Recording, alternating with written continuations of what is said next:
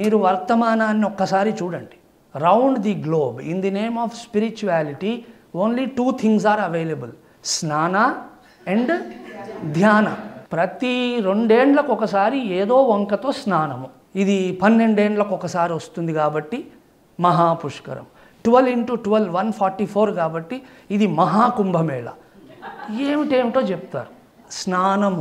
స్నానము చేత ఏదో వస్తుంది.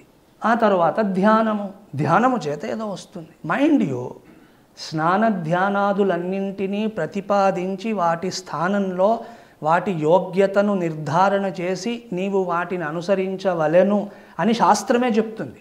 కానీ ఒక పరిమితి దృష్ట్యా చెప్పబడిన ధార్మిక అనుష్ఠానములవి.